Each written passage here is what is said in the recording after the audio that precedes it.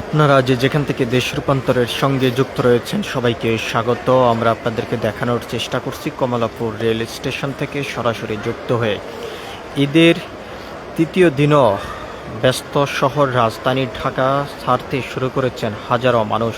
অন্যদিকে ঈদের দীর্ঘ 7 দিন ছুটি শেষেই শহরমুখী হয়ে যাত্রা শুরু করেছেন গ্রামে যাওয়া কর্মজীবী মানুষরা। আমরা আপনাদেরকে একটু দেখানোর চেষ্টা করছি সব কিছু মিলিয়ে কমলাপুর রেল স্টেশনে এখনও পর্যন্ত হাজার হাজার মানুষ অবস্থান করেছেন তাদের স্বপ্নের ঠিকানা গ্রামের উদ্দেশ্যে যাওয়ার যে যাত্রা, সে যাত্রার যে গাড়ি, সে গাড়ির অপেক্ষা তারা করে যাচ্ছেন। অন্যদিকে আমরা আপনাদেরকে দেখানোর চেষ্টা করছি সকাল থেকে আমরা দেখেছি কমলাপুর রেল স্টেশন থেকে শুরু করে রাজধানীর বাস টার্মিনালগুলোতে হাজার হাজার যাত্রীদের উঠছে পড়া ভিড়। এদিকে সকাল থেকে গ্রাম থেকে আসতে শুরু করেছেন হাজার হাজার কর্মজীবী মানুষ। অন্যদিকে যারা এই ঈদের সময়টা রাজধানী ঢাকাতে ছিলেন, সেই কর্মজীবী মানুষ এখনও পর্যন্ত ব্যস্ত হয়ে পড়েছে, শহরমুখী হয়ে যাত্রা তারা শুরু করেছেন। আমরা আপনাদেরকে একটু দেখানোর চেষ্টা করছি দেশ রূপান্তরের ক্যামেরার মাধ্যমে এখনও পর্যন্ত কমলাপুর রেল স্টেশনে হাজার হাজার যাত্রীরা আসতে শুরু করেছে। যারা শহরে ঈদ করেছেন তারা শহর ছাড়তে ব্যস্ত হয়ে পড়েছেন। এদিকেই যারা স্বজনদের টানে ঈদের আগেই গ্রামে গিয়েছেন তারা শহরমুখী হয়ে যাত্রা শুরু করেছেন সকাল থেকে। দীর্ঘ 7 দিন এই শহরকে বিদায় জানিয়েছেন কর্মজীবী মানুষরা, আবারও সেই শহরকে স্বাগত জানিয়ে ফিরতে শুরু করেছেন ব্যস্তময় শহরে। আমরা আপনাদেরকে একটু দেখানোর চেষ্টা করছি দেশ রূপান্তরের ক্যামেরার মাধ্যমে যে অনেকটা স্বস্তিতেই ফিরতে শুরু করেছেন কর্মজীবী এই ব্যস্তময় শহরকে বিদায় জানিয়েই শহরের মানুষগুলো ঈদের তৃতীয় দিনও তারা এই শহর ছাড়তে ব্যস্ত হয়ে পড়েছেন। অন্যদিকে কর্মজীবী যে সকল মানুষ যারা শহর ছেড়েছেন দীর্ঘ 7 দিন ছুটিতেই, সেই ছুটি শেষেই আজকে আবারও ফিরতে শুরু করেছেন শহরে।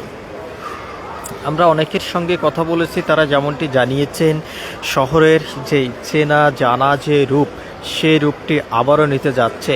যে একটি পরিবেশ তৈরি হয়েছে দীর্ঘ সময়ের পর এই ঈদের ছুটিতে শহর প্রাণ ভরে নিঃশ্বাস নেওয়ার একটি পরিবেশ তৈরি হয়েছিল। সেই পরিবেশটি আবারও ধীরে ধীরে আগের চীনা জানা রূপে ফিরতে শুরু করেছেন বলে অনেকে জানিয়েছেন। কর্মজীবী মানুষরা গ্রাম থেকে শহরমুখী হয়ে যাত্রা শুরু করেছেন আজ সকাল থেকে। অন্যদিকে যারা এই শহরে ঈদ করেছেন তারা শহর ছাড়তে ব্যস্ত হয়ে পড়েছেন। আইনশৃঙ্খলা রক্ষাকারী বাহিনীর পক্ষ থেকে যেমনটি জানানো হয়েছে, দীর্ঘ 7 দিন ছুটিতেই গিয়েছেন শহরের কর্মজীবী মানুষ এবং তাদের নিরাপত্তার বিষয়টি নিশ্চিত করার জন্য তাদের যাত্রা এবং শহরে যারা অবস্থান করেছেন তাদের বিষয়টি নিরাপত্তার জন্য আইনশৃঙ্খলা রক্ষাকারী বাহিনীর সদস্যরা অন্যরকম একটি ভূমিকা নিয়েছেন বলে তারা জানিয়েছেন।